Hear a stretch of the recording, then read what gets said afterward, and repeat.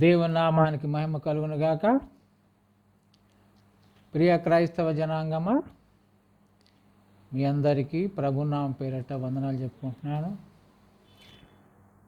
నూతన సంవత్సర శుభాకాంక్షలు కూడా చెప్తున్నాను. దేవుని వాక్యాన్ని ధ్యానించుకుందాం. దానికంటే ముందుగా ఒక ఆత్మీయ గీతం పాడుకుందాం. దానికంటే ముందుగా ఒక చిన్న ప్రార్థన చేసుకుందాం. ప్రార్థన. మమ్మల్ని మిక్కిలిగా ప్రేమించిన మా గొప్ప దేవా, మీ స్తోత్రాలు ఆయన. దేవా, ఈ యొక్క నూతన సంవత్సరం 2025 సంవత్సరంలో మమ్మల్ని ప్రవేశపెట్టినారు. దేవా, అనేక మంది యొక్క నూతన సంవత్సరంలో అడుగు పెట్టలేకపోయినారు. మరి 10వ రోజు దేవా, ఈ నిమిషం వరకు కూడా మమ్మల్ని కాచి కాపాడి భద్రపరిచినారు.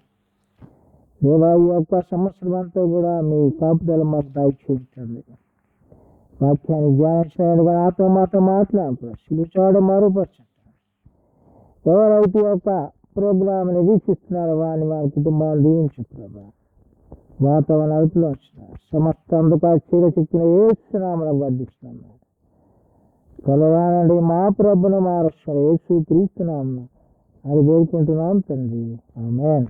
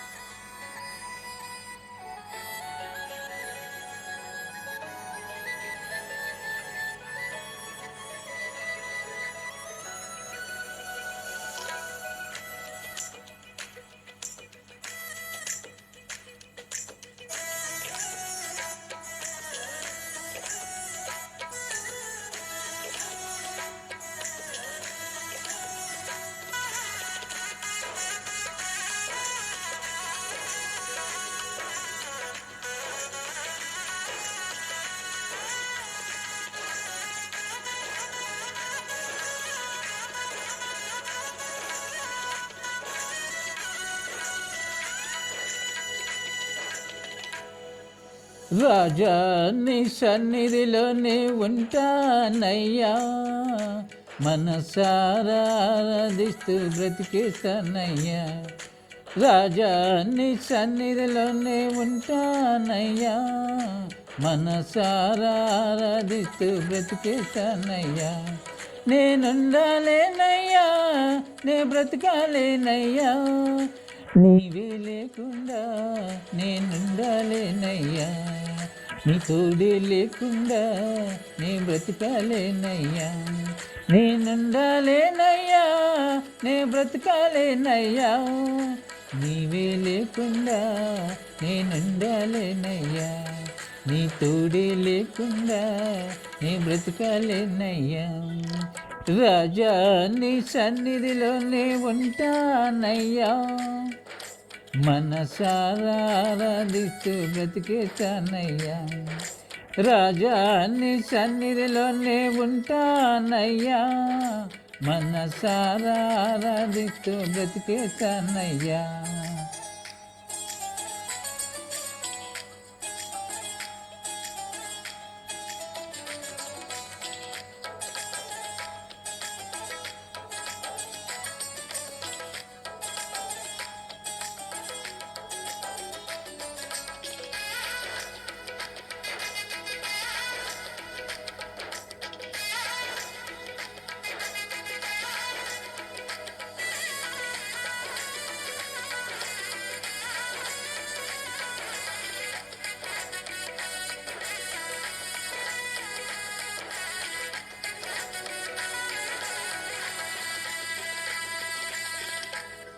నీ సన్నిధానములో సంపూర్ణ సంతోషం, ఆరాధించుకుని విలువైన అవకాశం. నీ సన్నిధానములో సంపూర్ణ సంతోషం, ఆరాధించుకుని విలువైన అవకాశం. కోల్పోయినవన్నీ నాకు ఇచ్చేటాకనా, కోల్పోయినవన్నీ నాకు ఇచ్చేటకును, బాధల నుండి బ్రతికించేటకును, బాధల నుండి బ్రతికించేటకును.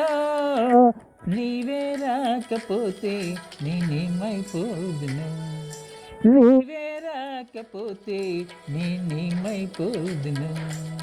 నేనుండాలేనయ్యా, నే బ్రతకాలేనయ్యా, నేనుండాలేనయ్యా, నే బ్రతకాలేనయ్యా.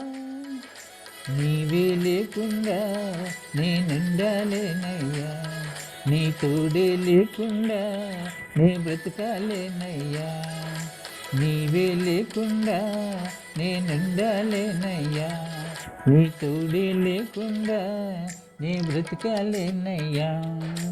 రాజా నీ సన్నిధిలోనే ఉంటానయ్యా,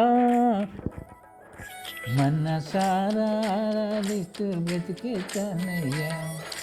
రాజా నీ సన్నిధిలోనే ఉంటానయ్యా, మనసారా ఆరాధిస్తూ బ్రతికేతానయ్యా.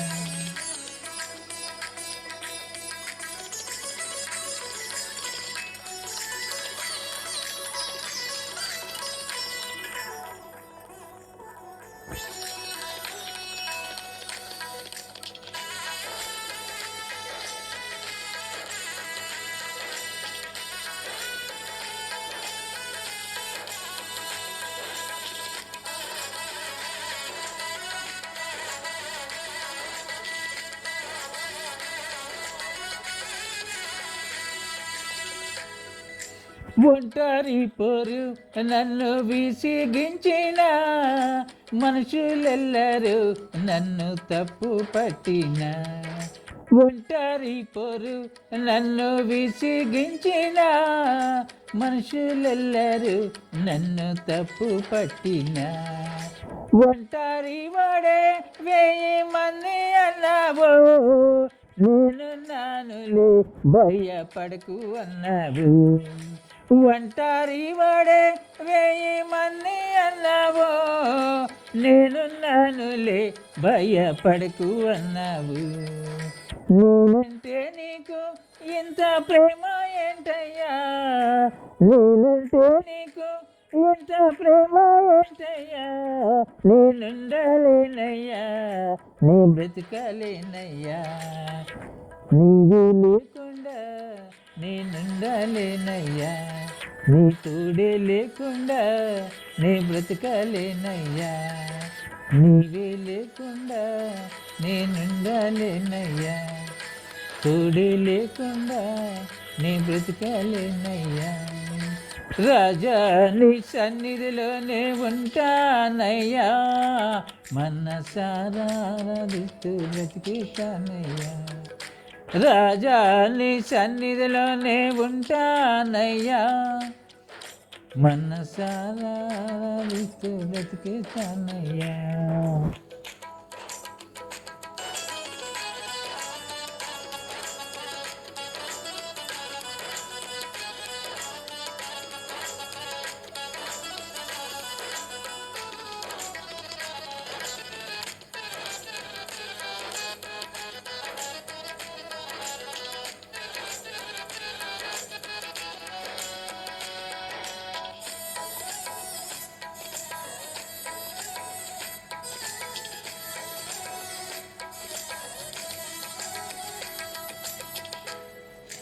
ఊపిరాగే వరకు నీతోనే జీవిస్తా, ఏ దారిలో నడిపినా నీ వెంటే నడిచొస్తా.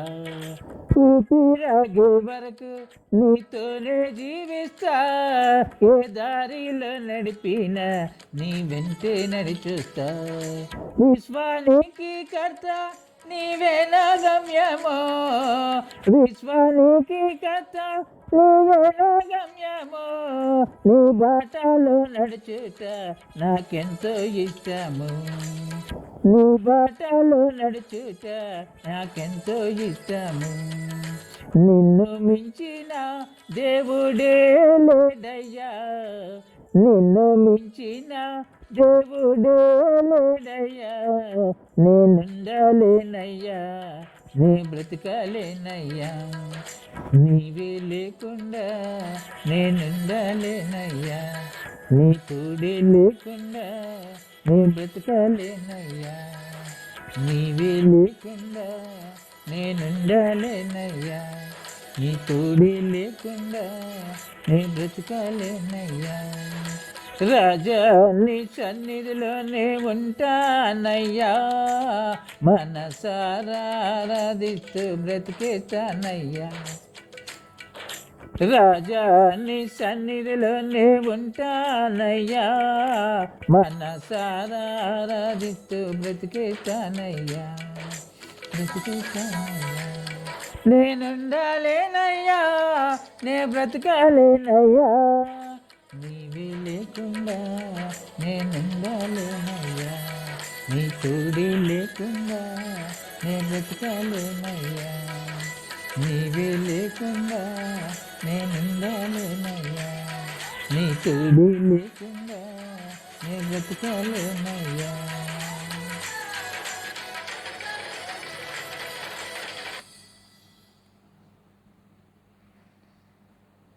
దేవుని నామానికి మహిమ కలుగును గాక.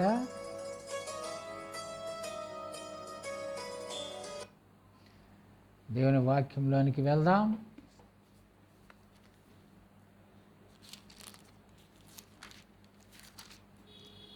నిర్గమకాండము 31వ అధ్యాయం.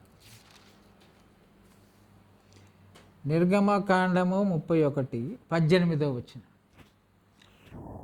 మరియు ఆయన సీనాయి కొండ మీద మోషేతో మాట్లాడట చాలించిన తర్వాత ఆయన తన శాసనములు గల 2 పలకలను అనగా దేవుని వ్రేలితో వ్రాయబడిన రాతి పలకలను అతనికి ఇచ్చాను. ఇక్కడ మనం చూసినట్లయితే మోషే ఇశ్రాయేలీలందరినీ కూడా ఎర్ర సముద్రం దాటించిన తర్వాత మరి అనేక కష్టాలు పొంది మరి సీనాయి కొండకు చేరినట్లు మనం చూస్తున్నాం. మరి సీనాయి కొండ మీద దేవుడు ఇశ్రాయేలు ఏ విధంగా దేవుని కట్టడలను అనుసరించాలి, ఆయన ఆజ్ఞలను పాటించాలి, వారు ఏ విధంగా పరిశుద్ధంగా జీవించాలి అని దేవుడు మోషేతో ఆ యొక్క సీనాయి కొండ మీద మరి 40 దినాలు మోషేకి బోధించినట్లు చూస్తున్నాం. అవన్నీ కూడా యెహోవా దేవుడు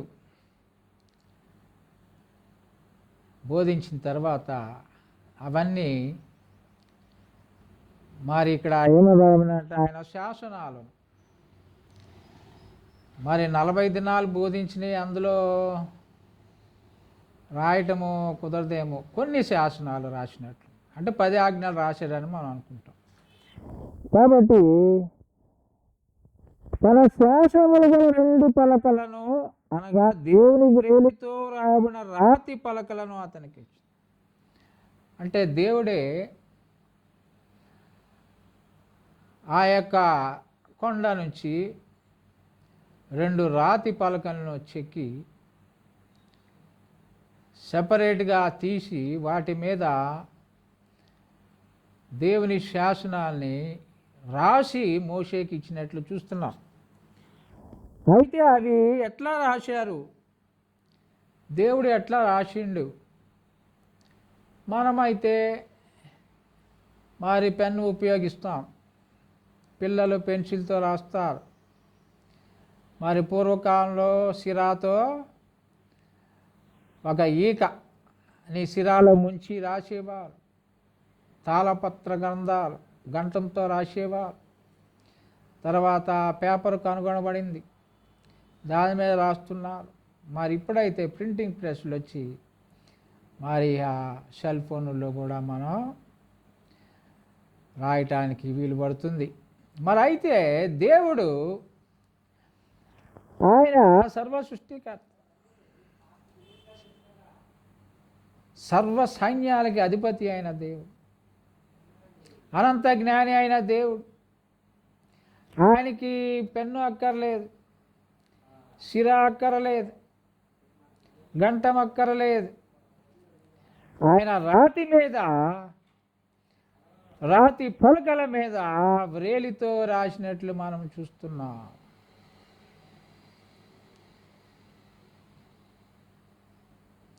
మనం కనుక రాయి మీద వేలితో రాస్తే అక్కడ ఏమీ కనిపించదు.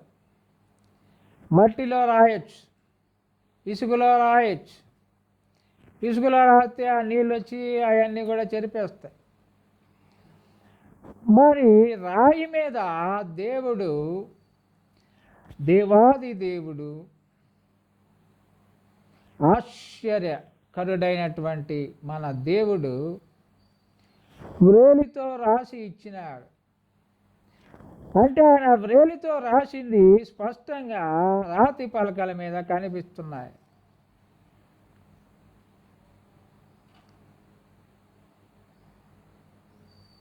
అగ్ని జ్వాల వంటి నేత్రములు కలవాడు, అపరంజి వంటి పాదాలు కలిగినవాడు.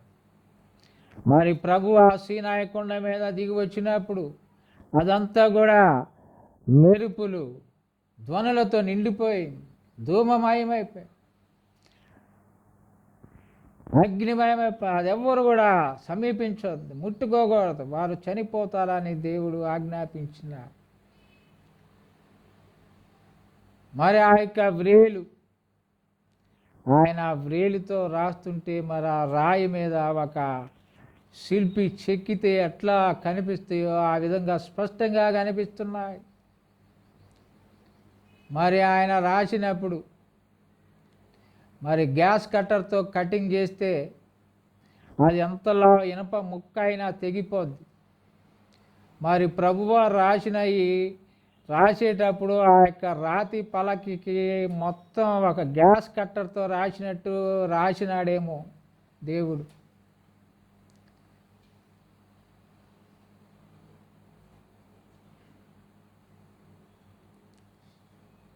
మరి అది ఏ భాషలో రాసినాడు? హెబ్రీ భాషలో రాసుంటాడు. ఇజ్రాయేలుకి అర్థమయ్యే భాష, మోషే చదవగలిగే భాష, ఇజ్రాయేల్ చదవగలిగే భాష. అయితే మరి ఇక్కడ కింద ఈ ఇజ్రాయేల్ అందరూ కూడా మోషే ఏమయ్యాడో మాకు తెలియదు, ఐగుప్తు నుంచి మమ్మల్ని తీసుకుని వచ్చినాడు, మరి సీనాయి కొండ ఎక్కినాడు, 40 రోజుల నుంచి మాకు కనిపించట్లేదు, కాబట్టి మాకు ఒక దూడం చేయండి అని అహరోన్ని అడిగి, అక్కడ కొండ మీద యెహోషువ కూడా ఉన్నాడు. మరి అహరోన్ అయితే కింద ఇశ్రాయేలుతో ఉన్నాడు. దూడం చేసినాడు, దాన్ని పూజిస్తున్నారు, ఆరాధిస్తున్నారు. ప్రభు వారికి తెలిసింది ఈ విషయం. మోషే దిగి వచ్చేటప్పుడు ఆ యొక్క వారు చేసేటువంటి అల్లరి, నాట్యం ఇదంతా చూసి దేవుడు రాసినటువంటి ఆ రాతి పలకల్ని కింద పడేసి పగలగొట్టేసి, అయితే ప్రభువారు మరలా ఆ యొక్క శాసనాలు గల పలకల్ని ఇచ్చినాడు. మోషేని పలకల్ని తీసుకొని రా అన్నప్పుడు మోషే ఆ రాతి పలకల్ని తీసుకొని మరలా సీనాయి కొండ మీదకి వెళ్ళినప్పుడు దేవుడు ఇంకా కొన్ని కట్టడాలని వివరించి బోధించి మరి ఆ రాతి పలకల మీద మరలా దేవుని వ్రేలితో రాసి మోషేకి అందజేసింది. తర్వాత ఆ పలకల్ని మందసంలో పెట్టమని దేవుడు ఆజ్ఞాపించింది. కాబట్టి మొట్టమొదటి పాయింట్ మనం చూసినట్లయితే దేవుడు ఆయన యొక్క వ్రేలితో శాసనమును రాసిస్తున్నాడు, కట్టడలు, ఆజ్ఞలు, నిబంధన. మొట్టమొదటిగా ఆయన ఆ విధంగా రాసిచ్చిన. మరి రెండో పాయింట్ కనుక మనం చూసినట్లయితే దానియేలు గ్రంథం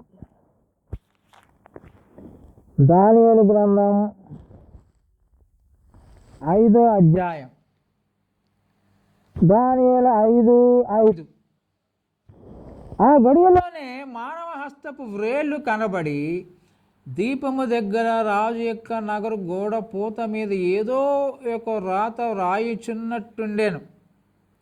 రాజు ఆ హస్తము రాయుట చూడగా అతని ముఖము వికారమాయను. అతని మనస్సు నందు కలవరపడగా అతని నడుము కీళ్ళు వదిలి అతని మోకాలు గడగడ వణుకుచు కొట్టుకొని వచ్చినాడు.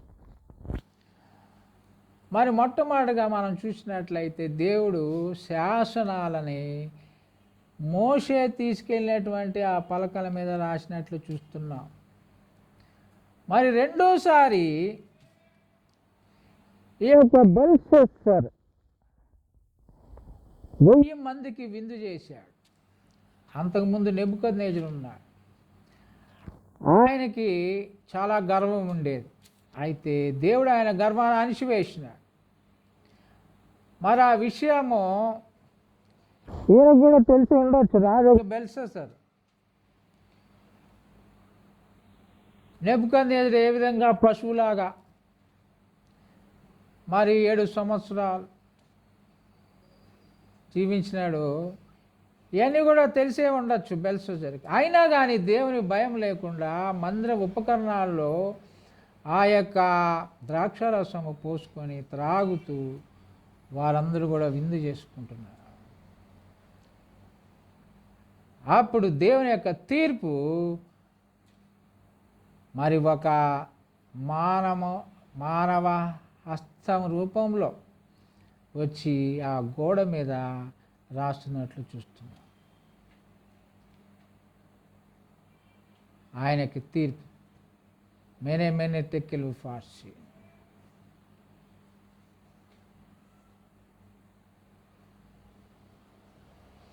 మరి మొట్టమొదటిగా రాసినప్పుడు ఆ యొక్క శాసనాలు హెబ్రీ భాషలో రాసినట్టు. మరి ఇక్కడ చూసినట్లయితే వీరికి అర్థమయ్యే భాష. మరి ఇక్కడ అది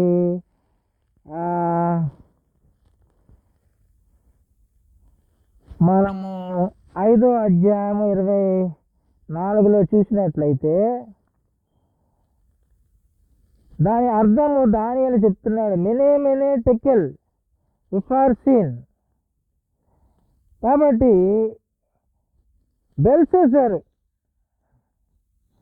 బెల్షస్సర్కి దేవుడు తీర్పు తీరుస్తున్నాడు. తీర్పు తీరుస్తున్నాడు. మినే అనగా దేవుని ప్రభుత్వ విషయంలో లెక్క చూసి దాన్ని ముగించాను. టెక్కిల్ అనగా నిన్ను త్రాసులో తూచుగా నీవు తక్కువగా కనపడుతుంది. ఫెరేస్ అనగా నీ రాజ్యాన్ని అతని విభాగింపడి మాదీయులకు పార్సీకులను ఇవ్వబడును. కాబట్టి ఇక్కడ దానియేలుకి అర్థమైంది ఆ భాష, మరి పారసీక భాష. కాబట్టి రెండోసారి కనుక మనం చూసినట్లయితే అరచేయి, దేవుని యొద్ద నుండి అరచేయి వచ్చి ఆ గోడ మీద రాసినట్లు చూస్తున్నాం. మరి ఆ అరచేయి వచ్చి రాస్తున్నప్పుడు బెల్షస్సరు ఆయన ముఖమంతా కూడా వికారం అయిపోయి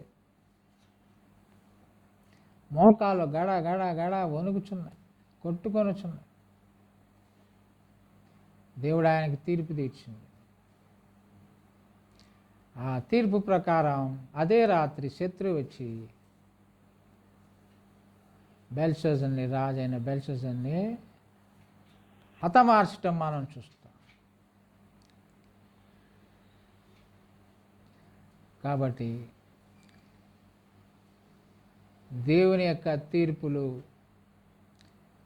చాలా భయంకరంగా ఉంటాయి. దేవుని భయం లేకుండా జీవిస్తే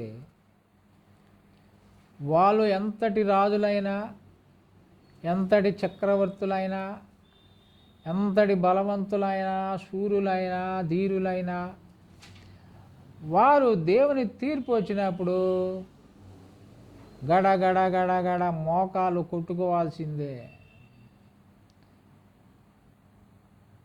అంత ధైర్యంగా 1000 మందికి విందిచ్చినటువంటి రాజు అయిన బెల్షస్సరే ముఖం వికారం అయిపోయి మోకాలు గడ గడ గడ కొట్టుకున్నాయి.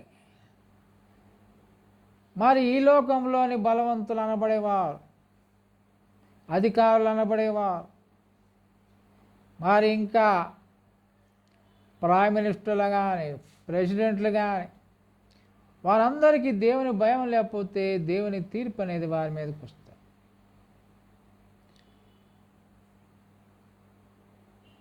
మరి ప్రపంచ పోలీస్, ప్రపంచానికి పెద్ద అన్నగా పిలువబడేటువంటి అమెరికా ప్రెసిడెంట్ ట్రంప్, ఆయన యేసయ్య ముందు ఎంతో వినయంగా మరి ప్రవర్తిస్తాడు.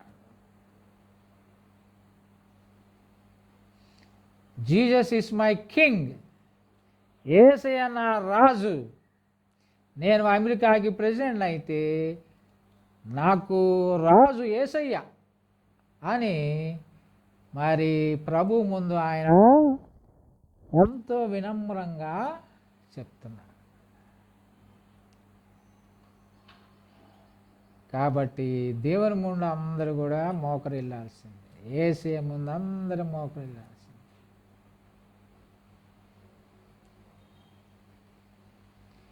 యేసయ్య నామాన్ని అవమానపరిస్తే దానికి వచ్చేటువంటి ఫలితం చాలా దారుణంగా ఉంటుంది. యేసయ్య నామాన్ని, యేసయ్యని తూలనాడటం, దూషించటం, ద్వేషించటం ఇవన్నీ చేస్తూనే ఉన్నారు చాలామంది. వారు అందరూ కూడా యేసయ్యని క్షమాపణ అడిగితే వారి జీవితం బాగుంటుంది, లేకపోతే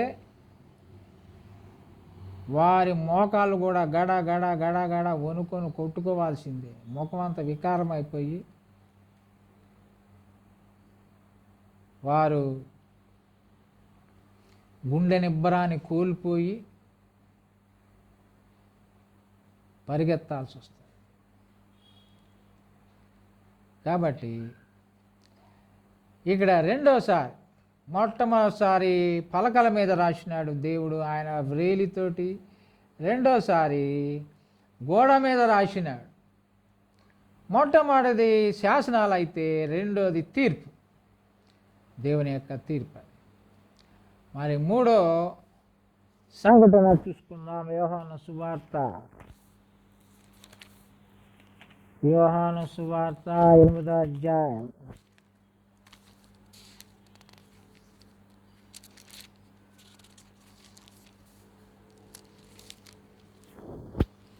ఎనిమిది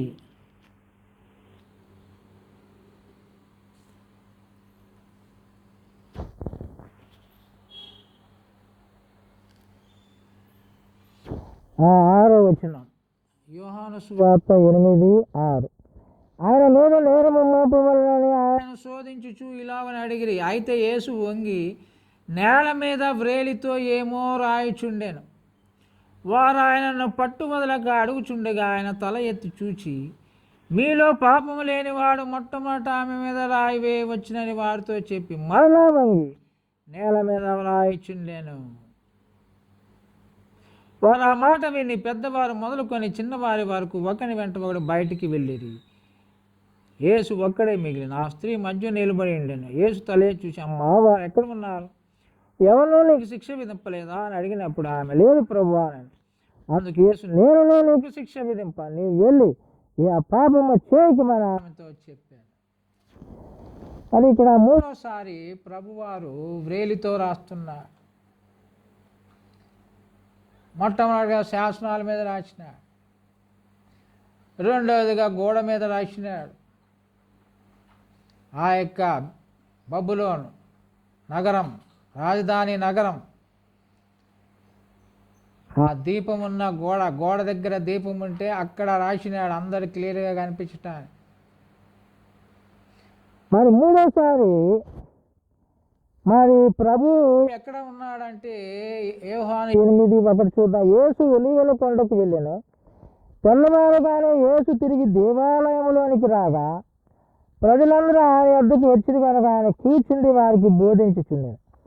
శాస్త్రులు పరిచయంలో వ్యభిచారమందు పట్టబడిన ఒక స్త్రీని తోడుకొని వచ్చి ఆమెను మధ్య నిలువబెట్టి, ప్రభువారు దేవాలయంలో ఉన్నారు. అప్పుడు ఈ శాస్త్రులు పరిచయులు వ్యభిచారమందు పట్టబడిన స్త్రీని తీసుకొని వచ్చినారు.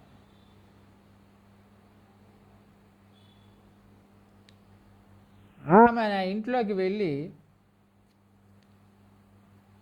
ఆమె పాపం చేస్తుందని వారు చూసి ఆమెను పట్టుకొని మరి ప్రభువారి దగ్గరికి తీసుకుని వచ్చినారు. అప్పుడు ప్రభువా దేవాలయంలో కూర్చొని బోధిస్తున్నారు. నిలవబెట్టారు మధ్యలో. ఏమో పాపం చేస్తుంది, మరి ఏమి శిక్ష విధిస్తాం? మోషే అయితే రాళ్ళతో కొట్టి చంపమన్నాడు, మరి ఏమని కూడా రాళ్ళతో కొట్టి చంపాలి కదా. యాక్చువల్గా ఒక్క ఆమె పాపం చేయట్లేదు, ఆమెతో ఇంకొకడు కూడా చేస్తున్నాడు. ఆడు పారిపోయాడు, వాడిని పట్టుకోలా. అయితే ఈమె దొరికింది, వాడు తప్పించుకుని వెళ్ళిపోయాడు. మరి వాడికి కూడా శిక్ష ఉంది, కానీ వాడిని తీసుకొని రాల. ఒక ఆడామని తీసుకుని వచ్చిన, స్త్రీని తీసుకొని వచ్చిన. మరి చెప్పండి ప్రభువా, ఈమెకి ఏ శిక్ష విధిస్తారు? బోధకుడా, మరి ఈమె సంగతి ఏం చేద్దాం? అప్పుడు ప్రభువారు వ్రేలితో రాస్తున్నాడు నేల మీద, మరి దేవాలయములోని నేల మీద. ఆయన కూర్చొని ఉన్నాడు కదా, అట్లానే వంగి అక్కడ నేల మీద రాస్తున్నాడు.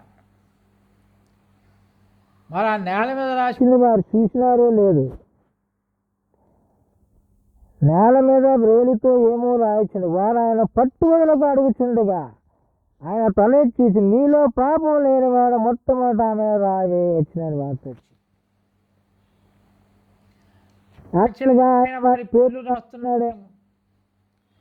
ఆ పేర్లు దగ్గర వారు ఏం పాపం చేశారో రాస్తున్నారేమో.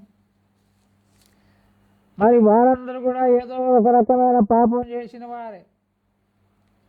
మరి వారు అబద్ధాలు ఆడారు, దొంగతనం చేశారు, వ్యభిచారమే చేశారు, దేవుణ్ణి దూషించారు, మరి భార్యనే కొట్టారు, మరి ఏం చేసిండ్రో తెలియదు అక్కడ. మరి వారందరూ ఎవరు? శాస్త్రులు, పరిచయాలు.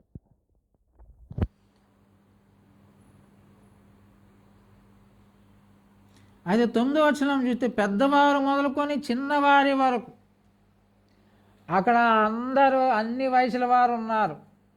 శాస్త్రులు, పరిచయాలతో పాటు ఇంకా జనాలు కూడా ఉన్నారు. పిల్లలు ఉన్నారు, పెద్దలు ఉన్నారు, యవనస్తులు ఉన్నారు. మరి వారందరూ కూడా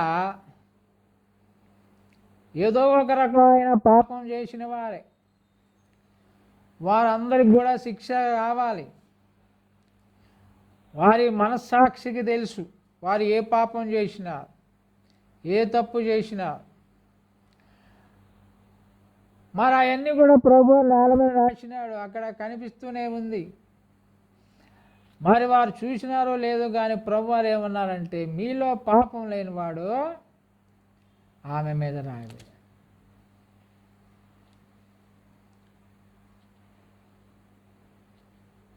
అంటే అప్పుడు అందరూ కూడా మనసాక్షి గుర్చబడింది.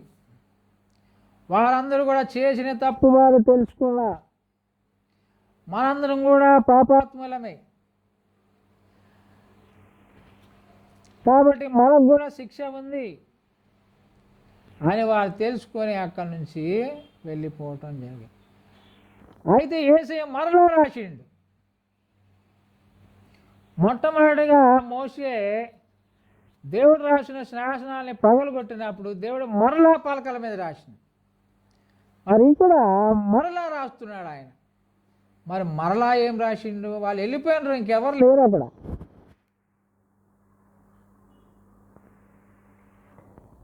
రాయి, ఆమె మీద రాయి వేయవచ్చిన వారితో చెప్పి మరలా వంగి నేల మీద రాయిస్తున్నాడు. చెప్పి మరలా రాస్తున్నాడు. ఈ లోపు వాళ్ళంతా వెళ్ళిపోతూనే ఉన్నారు. ఆయన ఏం రాస్తున్నాడు వాళ్ళ జోళ్ళ, ప్రభు ఏం రాస్తున్నాడు జోళ్ళు. అయితే ప్రభు వారు ఏం రాసిండ్రు? మీలో పాపం లేనివాడు రాయండి అని చెప్పి మరలా రాస్తున్నాడు. ఈ లోపు ఆయన రాసి ముగించే లోపు వాళ్ళంతా వెళ్ళిపోయినారు, ఇంకెవరు లేరు అక్కడ. స్త్రీ ఒక్కతే ఉంది, ప్రభు వారు అక్కడే ఉన్నారు. మరి ఆ స్త్రీకి అర్థమయ్యే భాషలోనే రాసి ఉండొచ్చు. మరి ఏం రాసి ఉండొచ్చు అంటే, నీ పాపములు క్షమించబడెను అని రాశాడని కొంతమంది బైబిల్ పండితులు చెప్తారు. ఎందుకంటే అక్కడ స్త్రీ వెళ్ళిపోలేదు, అక్కడ స్త్రీ అక్కడే ఉంది. జనాలంతా వెళ్ళిపోయినారు, ఇద్దరే మిగిలారు, యేసయ్యను ఆ స్త్రీ. కాబట్టి మరలా రాసినప్పుడు, మరలా వంగి రాసినప్పుడు అది ఆ స్త్రీ చూసింది. అందులో ఏముందంటే నీ పాపములు క్షమించబడినవి.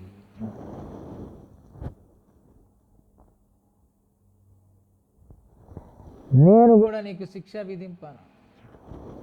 కాకపోతే ఒక కండిషన్, నువ్వు ఇక పాపం చేయొద్దు,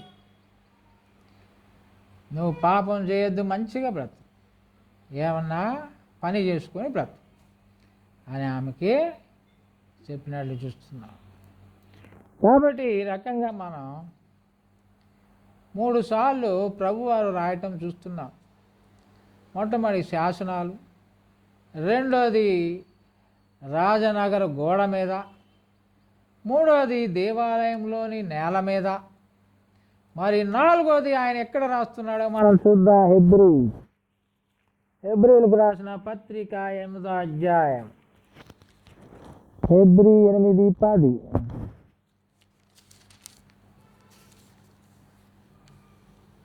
ఆ దినములైన తర్వాత ఇశ్రాయేలు ఇంటి వారితో నేను చేయబో నిబంధన ఏదనగా, వారి మనస్సులో నా ధర్మ విధులను ఉంచేదను, వారి హృదయముల మీద వాటిని రాయుదును. నేను వారికి దేవుడినై ఇందును, వారు నాకు ప్రజలై ఇందును. కాబట్టి ఇక్కడ ఇశ్రాయేలు ఇంటి వారితో ఆయన ఒక నిబంధన చేస్తున్నాడు. ఏం చేస్తున్నాడు? వారి మనస్సులో ధర్మ విధులను ఉంచుతారు, హృదయాల మీద ధర్మ విధులను రాస్తాను. మరి మనం కూడా ప్రభుని నమ్ముకున్నాం. ఇశ్రాయేలీయులు ప్రభుని మరి అంగీకరించలేకపోవటం వల్ల ఆ అవకాశం మనకు ఇచ్చినాడు. కాబట్టి మన హృదయాల మీద దేవుడు రాస్తున్నాడు, ప్రభువు రాస్తున్నాడు. ఏం రాస్తున్నాడు? ధర్మ విధులను రాస్తున్నాడు. రాతి గుండా తీసివేసి మెత్తడి గుండా ఇస్తా అంటున్నాడు.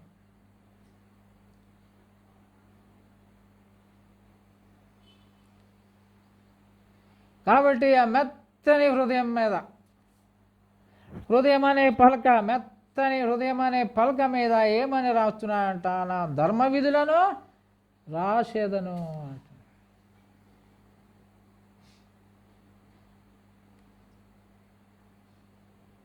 మొట్టమొదటిగా శాసనాలు రాసిన తర్వాత రెండోది తీర్పు రాసిండు, మూడోది కూడా తీర్పే, మరి నాలుగోది మళ్ళా ధర్మ విధులను, శాసనాలని మన హృదయం మీద రాస్తా అంటున్నాడు. మరి యొక్క శాసనాలు మన హృదయం మీద రాస్తే ఏమవుతుందో మనం కీర్తనలు 37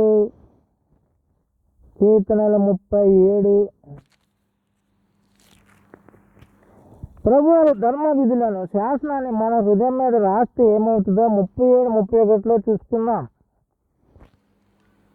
వారి దేవుని ధర్మశాస్త్రం వారి హృదయములో నున్నది, వారి అడుగులు జారవు.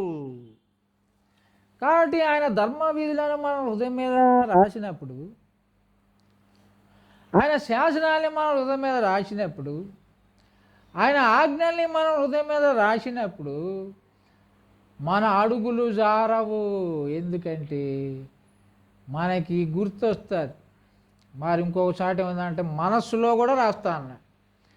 మన మనసు మీద ఆయన ధర్మ విధులను రాస్తా అన్నాడు, మన హృదయం మీద కూడా ఆయన ధర్మ విధులు రాస్తున్నాడు. కాబట్టి మనము శోధనలో పడినప్పుడు ఈ యొక్క ధర్మ విధులు గుర్తొస్తాయి. మనం పాపం చేయటానికి ముందుకొచ్చినప్పుడు ఆయన యొక్క ధర్మ విధులు, హృదయంలో ఉన్న ధర్మ విధులు, మనసులో ఉన్న ధర్మం అనే జ్ఞాపకం వస్తాయి. వచ్చినప్పుడు అయ్యో మనం తప్పు చేయకూడదు, పాపం చేయకూడదు, శోధనలో పడకూడదు, శోధన సహించాలని మన జ్ఞాపకం వచ్చి మనం పాపం చేయకుండా ఉంటాం. మనం తొట్టిల్లాం. యవనస్తులు తప్పకుండా తొట్టిల్లుతారు. మరి యవనస్తులే కాదు, ప్రతి ఒక్కడు కూడా శోధనలో ప్రవేశిస్తాడు. అయితే దాన్ని సహించాలి. ఎలా సహించాలంటే ఆయన ధర్మ విధులు మన హృదయం మీద ఉన్నాయి. కాబట్టి ఆయన ధర్మ విధులు ఎప్పుడు రాస్తారు మన హృదయం మీద? మనము ఆయన్ని స్వీకరించినప్పుడు, అంగీకరించినప్పుడు, పాప క్షమాపణ పొందినప్పుడు, యేసయ్యా నా హృదయంలోకి రండి, నా హృదయంలో పాపాలన్నీ కడిగివేయండి మీ ప్రశస్త రక్తంతో అన్నప్పుడు ప్రభువారు మన హృదయంలో ఉన్న పాపాలన్నీ కడిగివేసి మనల్ని మరి నూతన వ్యక్తులుగా మారుస్తాడు. నూతన సంవత్సరం 2025లో ప్రభువాన్ని మనం స్వీకరించినప్పుడు ఆయన నూతన హృదయం ఇస్తాడు, నూతన స్వభావం ఇస్తాడు, నూతన మనసు ఇస్తాడు, నూతన జీవం ఇస్తాడు. ఆయన ధర్మ విధులను రాస్తాడు. అప్పుడు మనకి జ్ఞాపకం వచ్చి పాపంలో పడకుండా ఉంటాం. మరి దురాశ గర్భము ధరించి పాపము కాను, పాపం పరిపక్వై మరణము కాను. కాబట్టి దేవుడు లేని ప్రజలకి ఆశ అనేది దురాశగా మారి వారు పాపంలో పడిపోతారు. ఎందుకంటే వారి మనసులో ధర్మ విధులు లేవు, వారి హృదయంలో ధర్మ విధులు లేవు, నీతి లేదు, మంచితనం లేదు. కాబట్టి వారి ఆశ దురాశగా మారి ఆ దురాశ గర్భం ధరించి పాపాన్ని కంటున్నారు. పాపం చేయాలి, పాపం చేయాలి, పాపం చేయాలన్న ఆశ దురాశగా మారి అది గర్భం ధరించి పాపాన్ని కనడం, పాపం పరిపక్వమై మరణాన్ని కంటాడు. అంటే వాడు ఆత్మీయంగా చచ్చిపోతాడు. ఇక శారీరంగా చచ్చిపోయినప్పుడు వాడు డైరెక్ట్ నరకానికే పోతాడు. కాబట్టి ఆయన మన హృదయం మీద ధర్మ విధులు రాయాలంటే ఆయన మనం స్వీకరిద్దాం, ప్రభు కోసం జీవిద్దాం. దేవుడి యొక్క వాక్యాన్ని నీరు కట్టి ఫలింపజేయండి. ఆమె